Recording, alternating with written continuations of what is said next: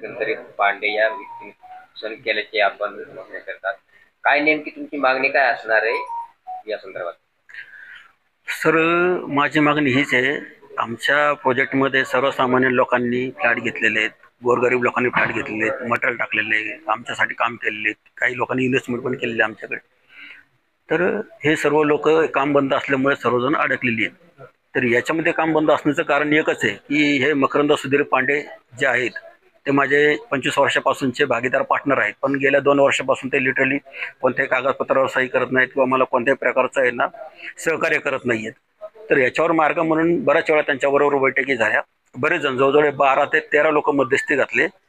तर त्यांना 3 ऑप्शन दिले होते. मी म्हणलं, आपण हे दोन्ही प्रोजेक्ट जे अडकलेले आहेत ना, आपण एकत्र मिळून काम करू आणि सर्वांचे जे काही लोकांची देणी असेल ना किंवा फ्लॅटच्या स्वरूपात असतील, पैशाच्या स्वरूपात असतील, ते सर्व कंप्लीट करून टाकू आपण.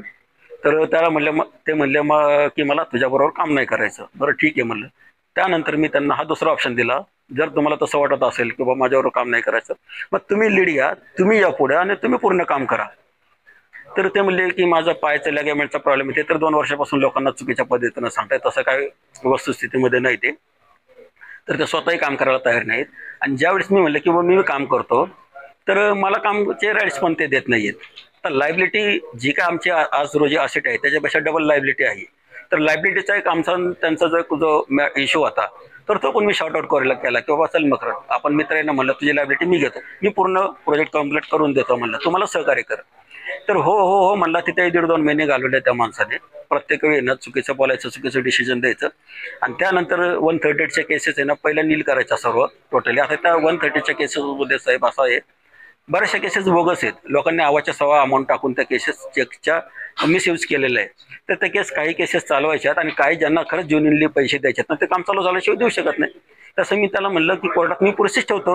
त्यांच्या वकिलांनी त्यांना समजून सांगितलं, पण ते प्रत्येक वेळी नवीन वकील, नवीन सीए, नवीन सीएस, कंपनी सेक्रेटरी आणि कोणतरी त्यांना म्हणतात की बाबा आता मध्यंतरी आता त्यांनी हे चालू केलं होतं की माझे 2 का 3 जज मित्र आहेत, त्यांनी मला असं सांगितलं की तू जोपर्यंत पैसे म्हणजे पूर्ण नील होत नाही, केसेस नील होत नाही, तोपर्यंत तू कंपनीतून बाहेर पडू शकत नाही. अरे मग त्याला म्हणलं, तू असं खोटं चुकीच्या पद्धतीनं जर बोलताय ना किंवा तू कंपनीतून बाहेर पडू शकत नाही केसेस नील झाल्याशिवाय, मग केसेस नील करण्यासाठी पैसे आणायचे कुठून म्हणलं. आणि केसेस तुझ्यावर नाही, माझ्यावर पण केसेस आहेत म्हणलं. बरं, ज्यांनी केसेस नाही केला मग त्यांना पैसे नाही द्यायचे का म्हणलं आपण. अशा पद्धतीने आहे ना हा मॅटर गेल्या 1.5 वर्षापासून हा प्रलंबित आहे. मग त्यावेळेस आम्ही जवळजवळ आहे ना, मी 100-125 लोकांना, आमचे जे क्लायंट आहेत त्यांना भेटलो.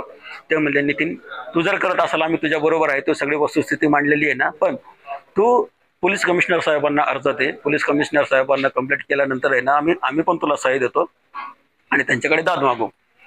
त्या पद्धतीनं आम्ही आहे ना पोलीस कमिशनर साहेबांना, पिंपरी चिंचवड पोलीस कमिशनर साहेबांना अर्ज केलेला आहे. याला 4.5 महिने झालेले आहेत.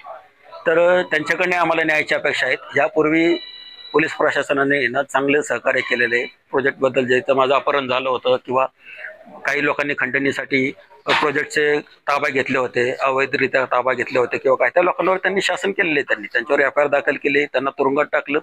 पण ह्या बाबतीत मला जो न्याय मिळायला पाहिजे तर हस्तगत नाही भेटलेला. पण मी पोलीस प्रशासनाला माझे हात जोडून विनंती आहे, साहेब तुम्ही याच्यात दखल घेतली, सखोल चौकशी करा पूर्ण प्रकरणाची आणि योग्य तो न्याय द्या. खरंच याच्यातून 250-300 कुटुंब म्हणजे जवळजवळ 1000 लोक याच्यातून मोकळे होतील आणि सर्वांचा तुम्हाला आशीर्वाद लागेल.